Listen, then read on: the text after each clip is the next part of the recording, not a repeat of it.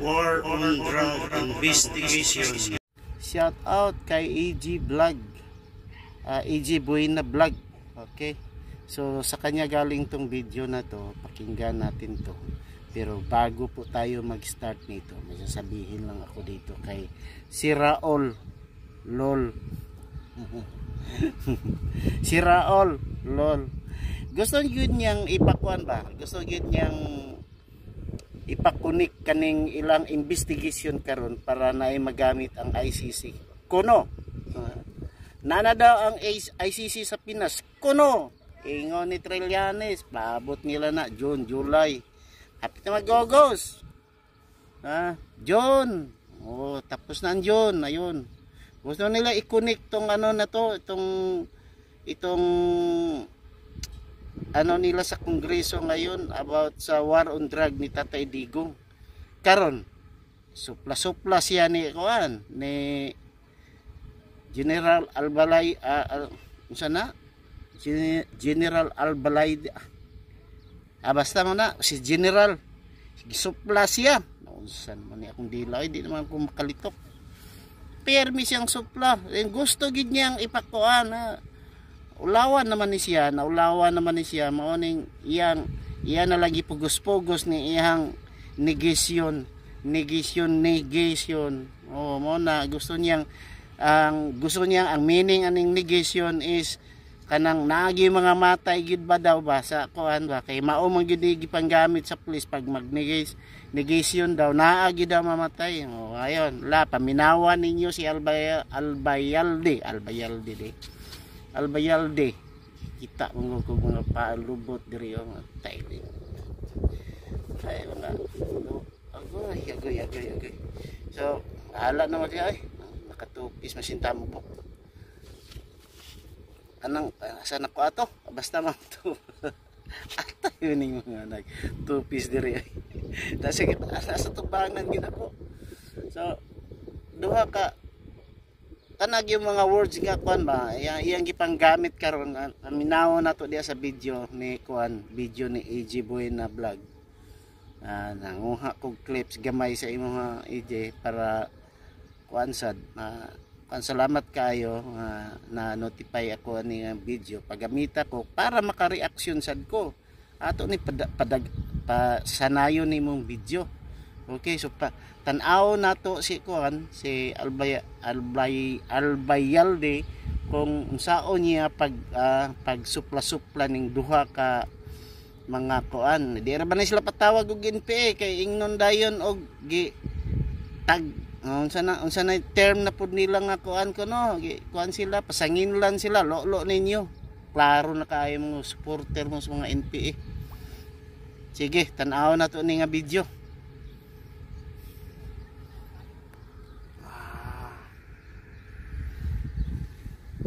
Groundworks po yan, Mr. Chairman, coming from the different police stations going up. No, I don't know specifically kung how they do it specifically also, pero there are several ways on how to consolidate and gather information as I've said earlier. So sila po ang kumukuha dyan and then kinoconsolidate po yan and then they conduct the rehabilitation. Officials in government who are saying na merong questionable talaga dun sa guidelines pa lang, no? Kasi nga pag sinabi nating negation, kahit nga po ang Philippine National Police hindi ma-define ano po yung negation, at as it turns out, meron na po talagang mga napatay at andito po ang mga relatives na mga victims na posibleng nadamay sila dun sa ganitong negation na hindi man lang talaga natin ma-describe ng maayos kung ano po ito. So ito, Mr. Chair, may isa pang term na actually at least three times nabanggit din dito sa CMC 16, neutralization. So kung hindi po ma-define ano yung negation, baka po yung neutralization ma-define po. So can we ask, ano naman po yung neutralization? Again, Mr. Chairman, yung pong negation, whether it's negation or neutralization, hindi po ibig sabihin yan is yung sinasabi, how you interpret it, no? Kung talagang pong kasi yung sinasabi nyo, yun ang interpretation, how come we have arrested more than 300,000 people during that time also? compared to the 6,252 na alleged killings, no? So hindi po yung negation is ibig niyang sabihin yung kung ano sinasabi niyo. It's just a general term, no? It's a general term that we commonly use in the Philippine national years ago, so many years ago. At wala pong interpretation yon na sinasabi na ganito ang gagawin. It's either you arrest or you do an operation within the limits of the law. Remember, nakakonsentrate po kasi tayo dito sa sinasabi nila doon sa processing. If you will notice also on page 17 of this memorandum circular, maliwanag po doon sa sinasabi, doon sa page 17 under letter E, that all operations shall conform with the provisions of RA 9165. The rules of court and strictly observe the rights of the accused enshrined in the Bill of Rights under the Philippine Constitution and allied laws, rules and regulations, as well as internationally accepted principles of international laws, public policy, and with due observance of human rights. So hindi po ito sinasabi yung negation, it's siguro kung sino ang nag-i-interpret nito. But we do not interpret that negation as one-sided, Mr. Chairman, especially so sa Philippine National Police po. Okay, Mr. Chair. General, mayroon lang akong gustong itanong.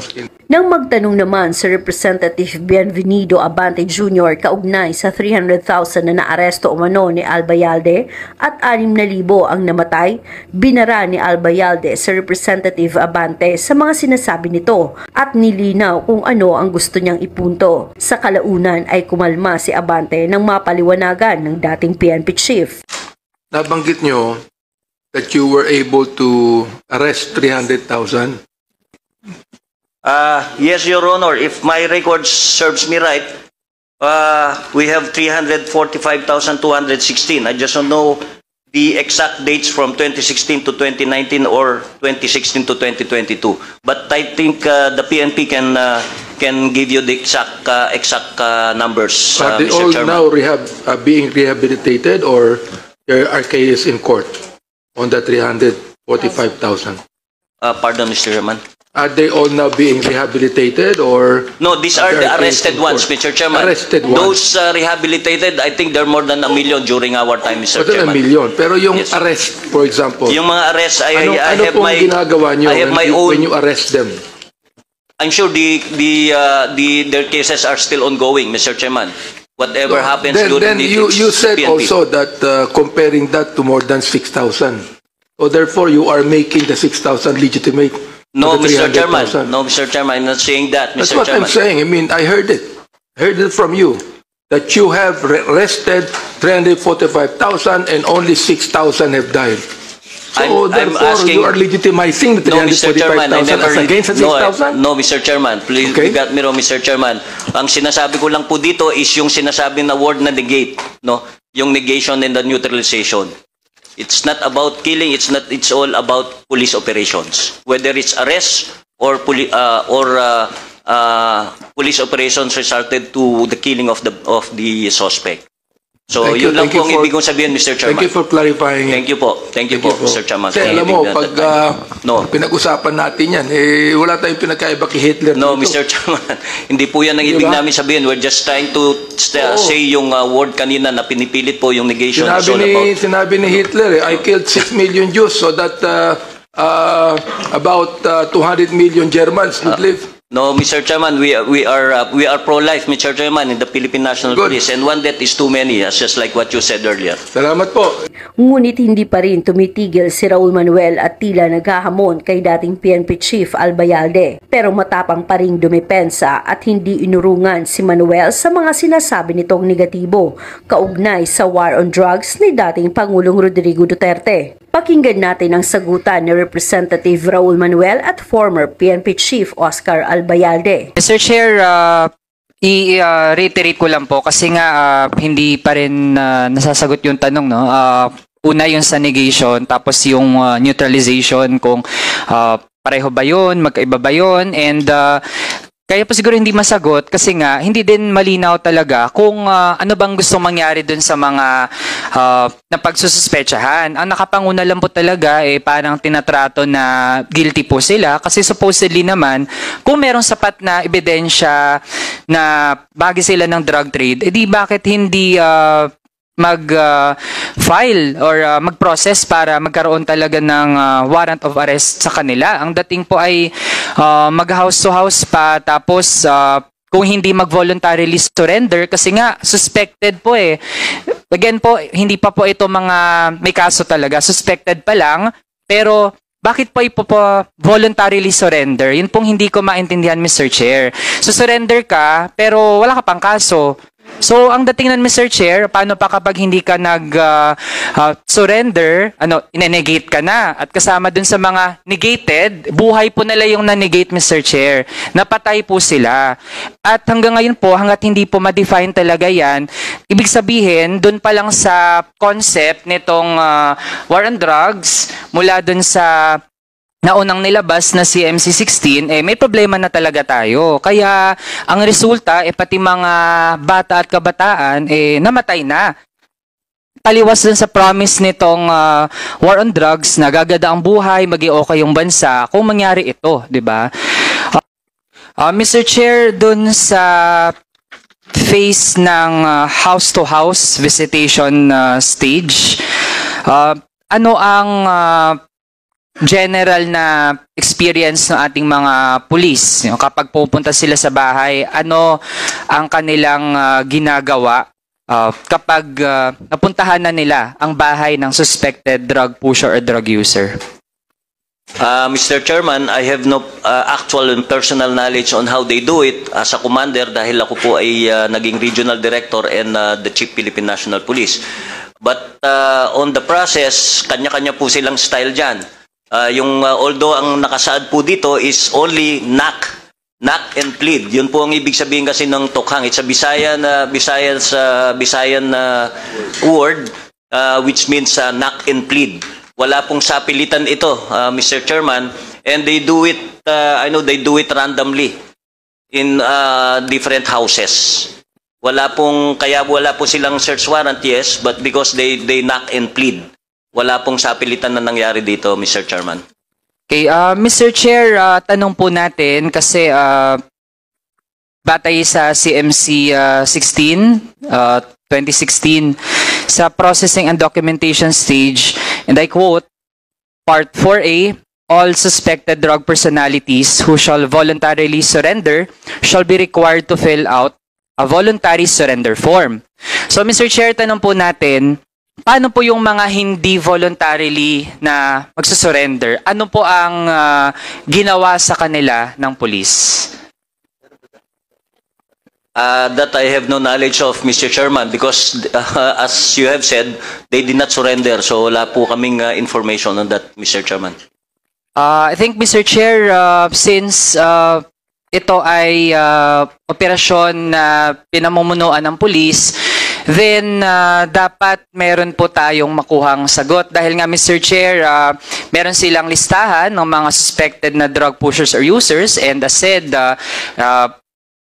sabi po nila, verify po yun, di dapat handa po tayo sa mga kung ano mga senaryo. Kasi pag hindi po natin nalalatag ng maayos yung proseso, doon pa lang, ibig sabihin pwede yung maging prone sa misinterpretation o pwede pa nga ay magkaroon talaga ng mga violations ng karapatan ng mga kababayan natin kapag in-implement na ito sa iba't ibang bahagi ng bansa. So, Mr. Chair, gusto ko lang i-reiterate yung tanong na okay, sabihin natin may mga pinuntahan sa bahay, nag-fill out ng voluntary surrender form. Meron po bang mga hindi nag-surrender at ano po yung nangyari sa kanila? Well, yung pong hindi nag-surrender, we presume that they don't need to be rehabilitated, Mr. Chairman. Yung pong nag-surrender sa amin is yung mga who voluntarily surrendered because they want to be rehabilitated. And they were all actually accommodated. Lahat po nung nag-surrender are all documented. And I'm sure the different police stations still have those documents, Mr. Chairman. Mr. Chair, ang sinasagot po kasi ay yung mga nag-voluntary voluntarily surrender di umano. So, ang assumption pa nga dun ay malinis talaga yung proseso.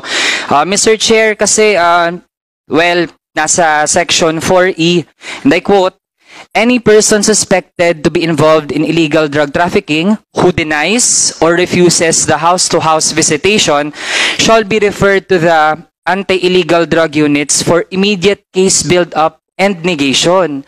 Mr. Chair, pwede po bang maipaliwanag ano po yung ibig sabihin ng negation?